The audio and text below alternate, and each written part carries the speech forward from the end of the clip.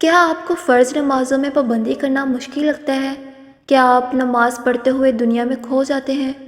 کیا آپ ایسا محسوس کرتے ہیں کہ جیسے آپ نمازوں سے اپنے رب کے ساتھ ویسے نہیں جڑ پاتے جیسے جڑنا چاہیے؟ کیا آپ اپنی نماز سے مطمئن نہیں ہوتے؟ کیا آپ دوران نماز یہ بھول جاتے ہیں کہ آپ کس رکعت پہ تھے؟ پتہ ہے ایسا کب ہوتا ہے؟ ایسا تب ہوتا ہے جب ہماری نماز میں برکت نہیں رہتی۔ کسی بھی کام میں برکت کب پیدا ہوتی ہے؟ جب آپ اس کام کو ویسے ہی کرتے ہیں جیسے اسے کرنے کا حق ہے۔ ہم روزمرہ میں جتنے بھی کام کرتے ہیں اس سب کا اپنا اپنا ایک مختلف طریقہ ہے اور ادب ہے۔ اسی طرح نماز کا بھی اپنا طریقہ ہے اور نماز کے بھی اپنے آداب ہیں، لیکن جب ہم ان طریقوں کو فالو نہیں کرتے ہیں تو اللہ آپ کی نمازوں سے برکت اٹھا لیتا ہے۔ پھر نماز پڑھ کر بھی ایسا لگتا ہے جیسے نماز نہ پڑھی ہو۔ نماز پڑھتے تو سبھی لوگ ہیں، لیکن ان کی نماز جو ادب کے ساتھ پڑھتے ہیں اور ان نماز جو ادب نہیں کرتے بہت مختلف ہوتی ہے۔ سو آج ہم نماز کا ادب کرنا سیکھیں گے۔ وقت پر نماز نہیں پڑھیں گے تو وقت گزرنے کے بعد ہی پڑھیں گے، اور جب وقت گزرنے کے بعد پڑھیں گے تو جلدی جلدی میں پڑھیں گے کہ اگلی نماز کا وقت نہ ہو جائے، اور ایسے نہ تو آپ کو نماز پڑھ کر سکون ملے گا اور نہ ہی آپ کا دل نماز میں لگے گا۔ جس کام میں ڈسپلن نہیں ہوگا تو کیسے آپ توقع کر سکتے ہیں کہ آپ کو اس کام سے فائدہ پہنچے؟ نبی صلی اللہ علیہ وآلہ وسلم نے فرمایا کہ اللہ کی بارگاہ میں سب سے محبوب عمل وقت پر نماز پڑھنا ہے۔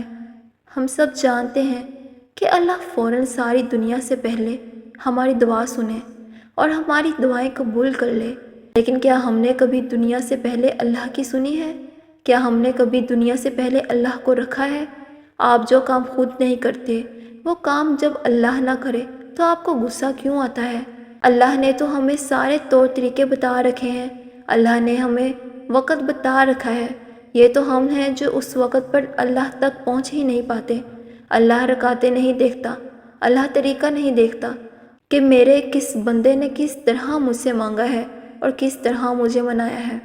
اللہ کو ماننا تو آسان ہے لیکن اللہ کی ماننا مشکل ہے، اسی لیے اللہ کبھی کبھار ہمیں زندگی کے اس موڑ پر لا کھڑا کرتا ہے جہاں ہمارے پاس کوئی بھی آپشن نہیں بچتا، پھر ہمیں اللہ کی ماننی ہی پڑتی ہے۔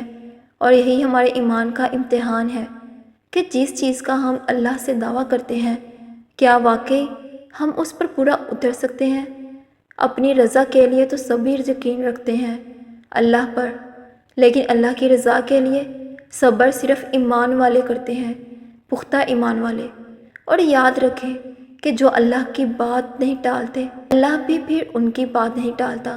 آزمائشیں ہی تو ہمارا ایمان زندہ رکھتی ہیں اور ہمارا ایمان ہمیں زندہ رکھتا ہے، ورنہ ہم تو کب کے ختم ہو چکے ہوتے۔ ہر محرومی آپ کا امتحان ہے، اور امتحان میں پاس یہی ہوتا ہے جو استاد کو راضی کرنے میں کامیاب ہو جاتا ہے۔ تو آپ ہی راضی کر لیں اپنے نگران کو، اپنے اللہ کو، اور آپ کیا گمان کرتے ہیں کہ یہ کہنے سے چھوڑ دیے جائیں گے کہ میں ایمان لیا اور پھر آزمائے نہ جائیں گے؟